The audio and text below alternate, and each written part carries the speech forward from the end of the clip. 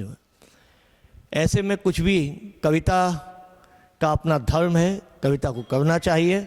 मैं इसी क्रम में, चूँकि हमने एक समय सीमा हम सबकी बंधी हुई है, बहुत बात करने का अवसर नहीं है। हमारे बीच में एक और इटावा की शान, हम सब के बहुत अजीज़ भाई रौनक इटावी जी तशरीफ़ लाए हैं। मैं चाहता हूं कि वे भी अपने कलाम से इस महफ़िल को रौनक बख्शें। भाई रौनक इटावी। आज की काव्य-गोष्ठी की अध्यक्षता कर रहे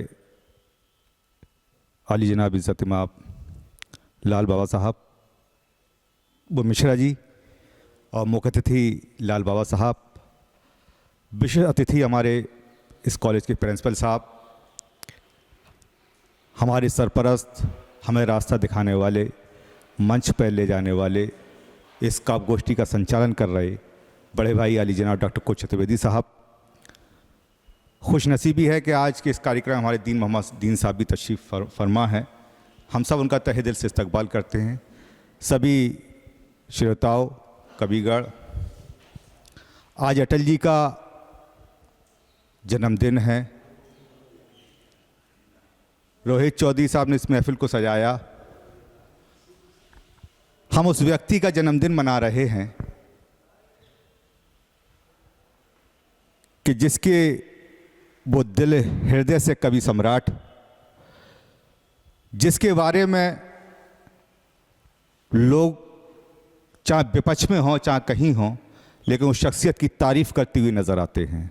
वो व्यक्ति इतना बड़ी शख्सियत थे कि उन्होंने उनकी कविता में, उनकी शायरी में कहीं कुछ ऐसा नहीं झलकता था कि जहाँ दिल तोड़ने की बात हो। उनकी कविता में, उनकी शायरी में दिल जोड़ने की बात हुआ करती थी, देश हित की बात हुआ करती थी। मैं ऐसी शख्सियत को आज के इस मौके पर खराज अकीदत पेश करता हूँ और अपनी शायरी का सफ़र शुरू करता हूँ। बड़े भाई रायुराज जी बैठे हुए हैं। मैं गज़ल का मतलब पढ़ता हूँ, आप सबसे इजाज़त चाहता हूँ। हालांकि इस कॉलेज के प्रांगण में तकरीबन 15 साल बाद इस कार्यक्रम में आने का मौका मिला। हरिशंकर त्रिपाठी जी ने बसंत के मौके पर बाहर ग्राउंड में प्रोग्राम कराया था, गोष्ठी। उसके बाद आज मौका मिला है। मैं रोहित चौधरी साहब का शुक्रिया अदा करता हूं कि आने का मौका था। चलिए, ये बहुत अच्छी बात है। हम तो चाहते ये मौका चलता रहे।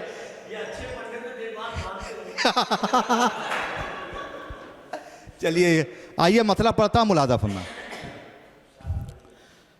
दिल वाले तो अक्सर ऐसा करते हैं, दिल वाले तो अक्सर ऐसा करते हैं, दिल वाले तो अक्सर ऐसा करते हैं, आँख में चोली मौत से खेला करते हैं, दिल वाले तो अक्सर ऐसा करते हैं। शेर पेश करता हूँ, मुलाज़ा फरमाएं। सरहद पर कुर्बानी देने वाले तो, सरहद पर कुर्बानी देने वाले तो, सरहद पर कुर्बानी देने वाले तो, सर अपने माँ बाप का ऊंचा करते हैं, दिल वाले तो अक्सर ऐसा करते हैं। शेर पेश करता हूँ, मंच का ध्यान चाहता हूँ, मुलाज़ा फरमाएं। कुछ लोगों ने काम लिया तकदीरों से, आदाब। कुछ लोगों ने काम लिया तकदीरों से, कुछ लोगों ने काम लिया तकदीरों से, कुछ अभी तकदीर का पीछा करते हैं। आदाब, बहुत बहुत शुक्रिया, बहुत बहुत शुक्रिया आपका, बहुत बहुत शुक्रिया। दिल वाले तो अक्सर ऐसा करते हैं, आँख में चोली मौत से खेला करते हैं। शेर पेश करता हूँ, दुआएं चाहता हूँ। डूबने वाले का कोई होता ही नहीं। मुलाद फरमाएं भाई साहब, आदाब। डूबने वाले का कोई होता ही नहीं, चढ़ते सूरज की सब पूजा करते हैं। आदाब। दिल वाले तो अक्सर ऐसा करते हैं। और मंच का आशीर्वाद लेते हुए आप सबके चरणों में एक शेर रखता हूँ, मुलाजा फरमाएं। आँख में चोली मौत से खेला करते हैं, मिलेगा कब गम से छुटकारा ए पापा, मिलेगा कब गम से छुटकारा ए पापा, मिलेगा कब गम से छुटकारा ए पापा। बच्चे अक्सर बाप से पूछा करते हैं। आदाब, आदाब। दिल वाले तो अक्सर ऐसा करते हैं। मक्ते का शेर पढ़ता हूँ, दुआएं चाहता हूँ सबकी। दिल वाले तो अक्सर ऐसा करते हैं, झूठ नहीं अपनी फितरत में रौनक, झूठ नहीं अपनी फितरत में रौनक, झूठ नहीं अपनी फितरत में रौनक, उसे निभाते हैं जो वादा करते हैं। दिल वाले तो अक्सर ऐसा करते हैं, आँख में चोली मौत से खेला करते हैं। बहुत बहुत शुक्रिया, धन्यवाद। बहुत बहुत धन्यवाद रौनक भाई। और अब मैं कलहल से पधारे श्री प्रेमचंद शाक्य प्रेम जी का आह्वान कर रहा हूँ, वो भी आएँ अपनी एक प्रतिनिधि रचना से इस गोष्ठी को गरिमा प्रदान करें। श्री प्रेमचंद शाक्य जी। एक मुक्तक बेटियों के नाम। कल्पना की शक्ति लेकर, कल्पना की शक्ति लेकर जन्म लेती बेटियाँ, कल्पना की शक्ति लेकर जन्म लेती बेटियाँ, प्रेम करुणा या दया में श्रेष्ठ होती बेटियाँ।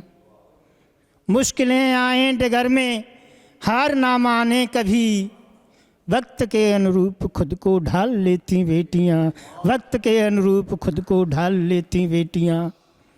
और एक मुक्तक किसानों को समर्पित, जैसा कि चतुर्वेदी जी ने कहा था, डॉक्टर साहब ने, कि उन किसानों के लिए जो 1 महीने से सड़क पर हैं और किसान दिवस मनाया गया, तो एक मुक्तक उन्हें समर्पित करता हूँ। निर्धन या धनवान सभी को भोजन वे देते हैं, निर्धन या धनवान सभी को भोजन वे देते हैं, मेहनत करके गर्मी वर्षा जाड़ा सह लेते हैं, निर्धन या धनवान सभी को भोजन वे देते हैं, मेहनत करके गर्मी वर्षा जाड़ा सह लेते हैं। नहीं चाहिए खाट बिछोना थकन मिटाने को, सिर्फ अंगोछा बिछा पेड़ के नीचे सो लेते हैं, सिर्फ अंगोछा बिछा पेड़ के नीचे सो लेते हैं। जो पेड़ के नीचे सोने वाले हैं और पेड़ों को लगाने वाले हैं, उनकी आज ये दशा है। आज पेड़ों की क्या दशा हो रही है, हम सब लोग उससे कितने प्रभावित हैं, ये सभी लोग जानते हैं।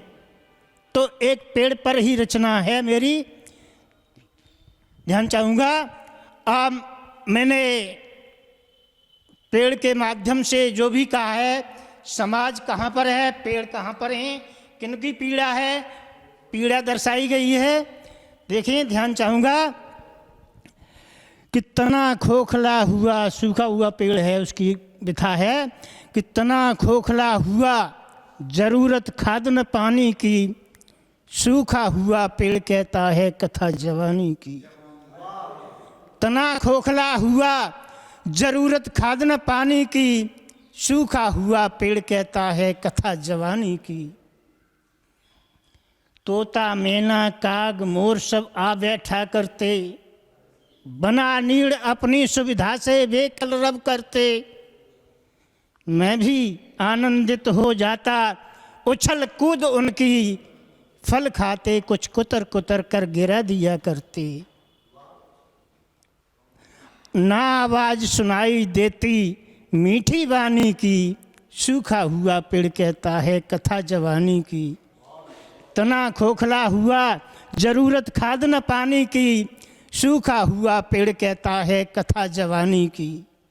और क्या है, देखें कि मेरे ही परिवारी तरुहें कुछ कांटे वाले, मेरे ही परिवारी तरुहें कुछ कांटे वाले, मानव की जो भूख मिटाते मीठे फल वाले। मेरे ही परिवारी तरुहें कुछ कांटे वाले, मानव की जो भूख मिटाते मीठे फल वाले। बेर आम अमरूद पपीता केला जामुन भी, बेर आम अमरूद पपीता केला जामुन भी, जेठ दोपहरी में सुस्ताते हैं छाया वाले। जेठ दोपहरी में सुस्ताते हैं छाया वाले, रह जाती हैं यादें केवल छाँव सुहानी की। सूखा हुआ पेड़ कहता है कथा जवानी की, सूखा हुआ पेड़ कहता है कथा जवानी की। तना खोखला हुआ, जरूरत खाद न पानी की। और क्या है कि राजा के बेटे को मैंने जितनी दी छाया। पेड़ कहता है, समझने की बात है कि राजा के बेटे को मैंने जितनी दी छाया, उतनी शीतल छाँव हवा दे निर्धन अपनाया। राजा के बेटे को मैंने जितनी दी छाया, उतनी शीतल छाँव हवा दे निर्धन अपनाया। जाति धर्म का भेद न माना, जाति पात का भेद न माना, ना ही धर्मों का ऐसा पर्यावरण दिया था सबके मन भाया।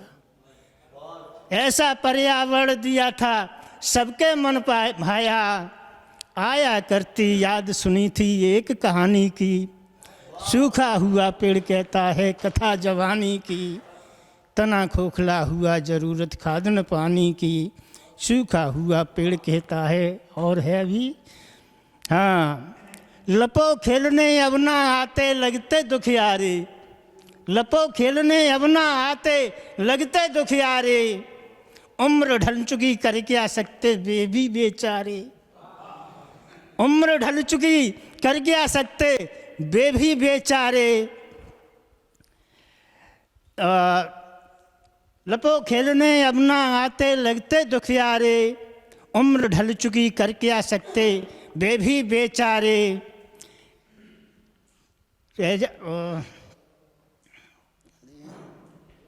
सूखा हुआ पेड़ कहता है कथा जवानी की, तना खोखला हुआ, जरूरत खाद न पानी की। आगे, जिसको गोद बिठाया हमसे वह भी रूठ गया, जिसको गोद बिठाया हमसे वह भी रूठ गया। पात नहीं तो फल दें कैसे सपना टूट गया, पात नहीं तो फल दें कैसे सपना टूट गया। बचपन, यौवन और बुढ़ापा सबका अनुभव है, वक्त बीतता गया अंत में तन भी सूख गया। वक्त बीतता गया अंत में तन भी सूख गया। सदियां याद करेंगी शायद गाथा वाणी की, सूखा हुआ पेड़ कहता है कथा जवानी की। तना खोखला हुआ, माना बचपन में सींचा था हमको याद रही, माना बचपन में सींचा था हमको याद रही। बदले में छाया दे तुमको मैंने तपन सही, माना बचपन में सींचा था हमको याद रही, बदले में छाया दे तुमको मैंने तपन सही।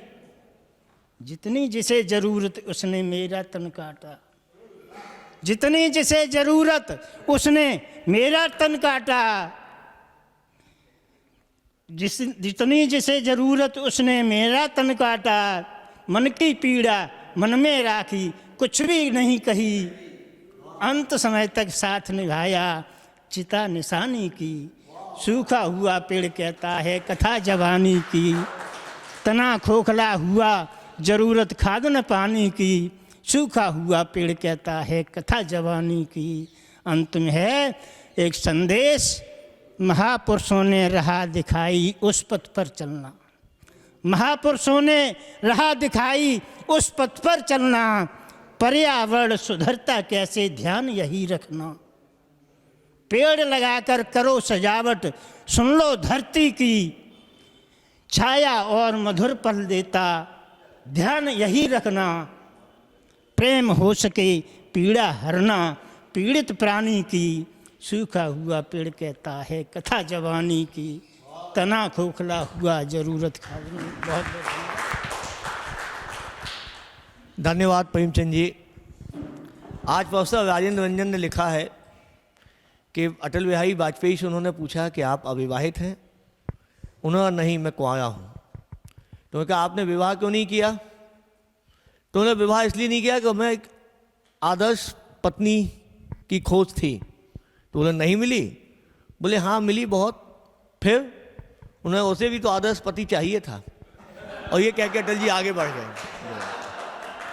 तो ये आज सुबह हम पढ़ रहे थे, जिन लोगों ने, बड़े लोगों ने अटल जी पे जो संस्मरण लिखे हैं, और ख़ासतौर से ट्विटर पर, इंस्टाग्राम में और इस पर लिखे हैं, तो बड़ा अच्छा लगा।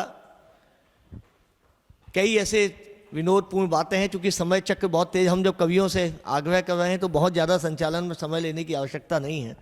मैं इस विद्यालय के सेवानिवृत्त प्रवक्ता वरिष्ठ कवि श्री हरिशंकर त्रिपाठी जी का आह्वान कर रहा हूँ वो आएँ, और वो भी अपनी एक प्रतिनिधि रचना। ये विद्यालय हम लोगों की प्रयोगशाला रहा है, और कविता कहानी को खाद पानी देने में इस बिल्डिंग का, इस विद्यालय का बहुत बड़ा योगदान है। मैं चाहता हूँ आए आज अपने आंगन में, यहाँ अपनी तुलसी के बीच यहाँ कविता पढ़ें। आदरणीय हरिशंकर त्रिपाठी जी। मंच को सादर प्रणाम। सबसे पहले आदरणीय बाबा जी ने जो हमें अपना महत्वपूर्ण समय दिया, मैं 4 पंक्तियाँ उनके चरणों में समर्पित करना चाहता हूँ, उसके बाद अपनी बात।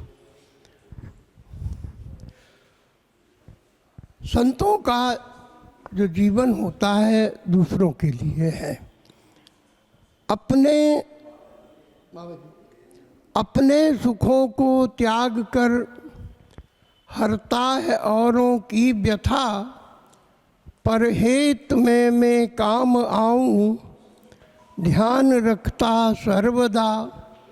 जब तक जिए जैसे जिए हम और ही के काम को, झुकता है मेरा शीश ऐसे साधु संत ललाम को।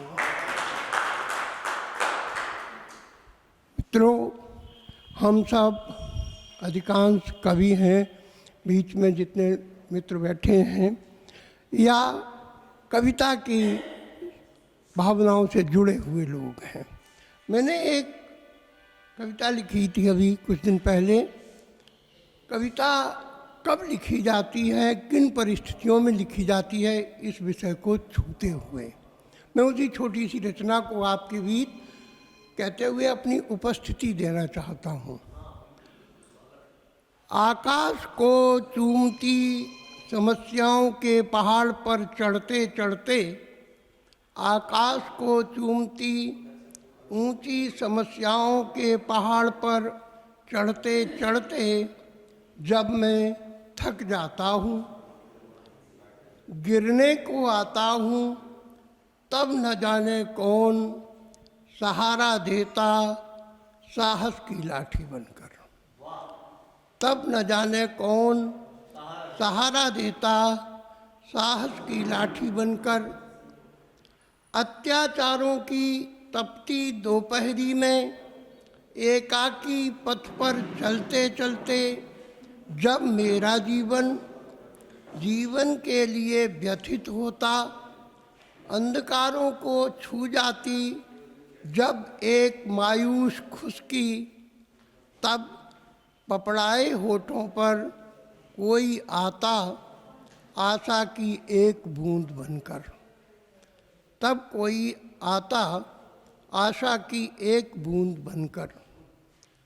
धैर्य धारण की पराकाष्ठा जब कंधों पर बोझ बन जाती, धैर्य धारण की पराकाष्ठा जब कंधों पर बोझ बन जाती और मैं उतावला होता उसे दूर फेंक देने को, तब न जाने कौन आकर मुझे झकझोरता, मेरा बोझ अपने कंधे पर रख लेता मेरी एक कविता बनकर। तब न जाने कौन आता मेरा बोझ अपने कंधे पर रख लेता मेरी एक कविता बनकर। आप सभी का आभार और अपनी उपस्थिति को। नई कविता युग की आवाज़ है और जितनी प्राबल्य के साथ नई कविता ने अपने बिंब छोड़े हैं, इसलिए उसके महत्व को स्वीकार करना ही पड़ेगा, चाहे वो मंच हो चाहे गोष्ठी हो। लेकिन नई कविता के महत्व को जो लोग नकारते हैं वे निश्चित रूप से कविता के प्राण बिंदु तक नहीं पहुंच पाते।